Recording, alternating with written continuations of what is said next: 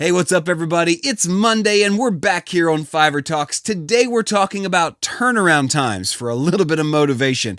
How do you make sure you set your turnaround times at the right pace so that you can get your gigs done and serve people quickly? We'll talk about all that and more in today's video.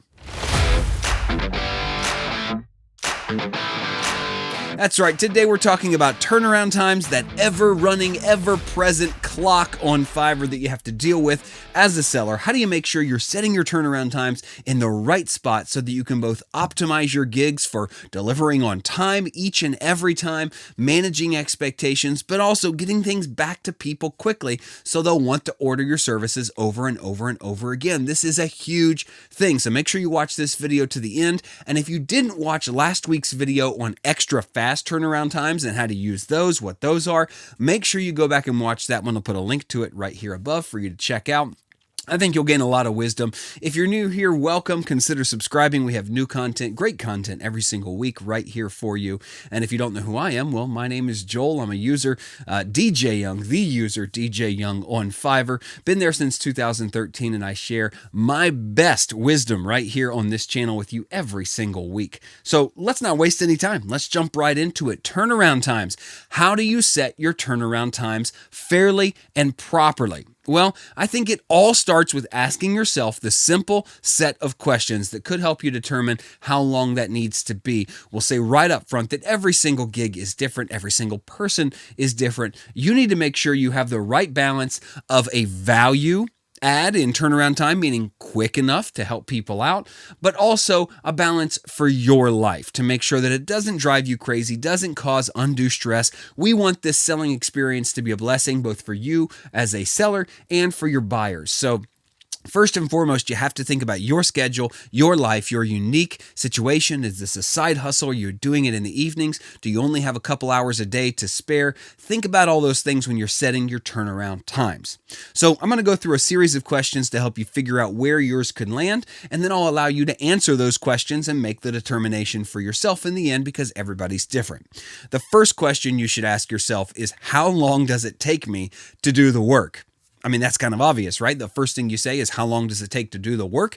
And you should go from there. Certainly, your turnaround time should be a multiple of the time it takes you to do the work. In other words, if you say, well, it only takes me 1 day to do the work, you shouldn't set your turnaround time at 1 day. That's silly. 4 times it, 5 times it, 10 times it, whatever it is, you're going to need to build in some time there, but make sure you don't set your turnaround time to the exact time it takes you to complete the gig, because in a great world, you'd have more than one order. And in most people's situations, you're going to have other factors out there, like another job sometimes, family, holidays, other time, things like that. So make sure you're factoring things in.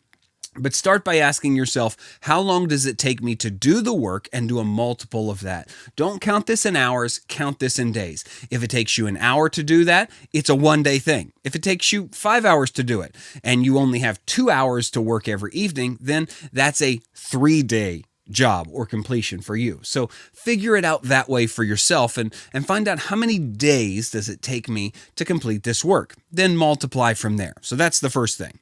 Second thing is, you should ask yourself, how long does it take to gather the material or information from someone to get started on that work? It's not just about you being able to get started right up front. A lot of times you're going to chase some information. Yes, people should send you something to get the gig started. Of course, they're going to send you something, but you need to make sure that if you have to follow up and ask questions, you have time to do it.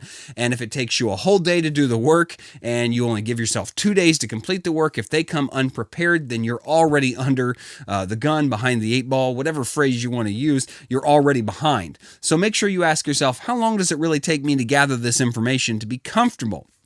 The next question you should ask is, will you be offering extra fast turnaround? And if, like I said, if you haven't seen that video, go back to last week's video, watch it, because it's really important to learn the strategy of extra fast turnaround and how you can turn that into more revenue for you as a seller. But if you're offering everything super quick for standard prices, that might be a great way to break into the industry, as we talked about last week, but it's a hard way to make extra money. In other words, no one's going to pay for 1 day 1-day delivery if your standard delivery is 2 days. So, really that's something you have to figure out and ask yourself up front. Am I going to be offering extra fast turnaround? If so, then my standard turnaround time should be a multiple of that so that I can make sure that, they get it twice as fast or 75% faster if they order extra fast turnaround, whatever's reasonable for you. Factor that in when you're putting these things together. And then the final question you have to ask yourself, which really applies to everything you're doing on Fiverr, how you're pricing, how you're setting your turnaround times, is what kind of demand is there for my services? A lot about my process as a seller has stayed the same for the last 5 to 6 years, but what has changed is the demand for my services. As time has gone by and the demand for my services has gone up, so have my turnaround times. And that's okay. People need to understand that if you're offering a quality service and thousands of people want you to do that for them, then your turnaround times are simply just going to have to go up, or your prices are going to have to go up, or both of those things at the same time or at different times. But ask yourself, how much demand is there for my service? If I get really booked up, will I need, more time for this? Not just how much time does it take me to complete it, but how long will it take me to work to a project so I can actually do the work? Will it take me a week to get to it? And for that reason, I think turnaround times should be fluid. It's something that you should maybe evaluate on a monthly basis, maybe once a quarter, and say, are these turnaround times still valid? Do they still make sense? Is demand off the charts and I need to raise my turnaround times, lengthen my turnaround times a little bit, or am I slower? Can I offer people a little quicker turnaround right now and kind of surprise and delight them? Those are all great questions. And as we continue on to the last segment of this video, I want to ask you the question of the day. If you're interested in answering this, leave us a comment down below with the tag QOTD for question of the day and your answer. I want to know, how has demand impacted your turnaround times? Are you fluid? Are you changing all the time? Or have you set your turnaround times and left them in the same place for a long time? I want to know what you're doing. Share your answers with the community down below. Tag them with QOTD. Now, here's my final piece of advice. After you've asked yourself these 4 questions, maybe 5 questions if you stretch them out, you need to start somewhere. So like I said, I think you should start in terms of days, not hours, because no one should be offering anything less than 1 day. In fact, that's the minimum turnaround time that you can specify on Fiverr. But I've seen people squeak and say, I can do this in 12 hours, even though they put 1 day, and say, I'll do it in 12 hours. Don't do that. No one should have to turn anything around in less than 24 hours. On a regular basis. That's not healthy. Think in terms of days and how many hours a day you're going to be working on something, and start with increments like 3 days, 7 days, 14 days, 21 days, things like that. Think in terms of larger chunks. So maybe if you want to offer super fast turnaround, like I do this with my voiceover gig.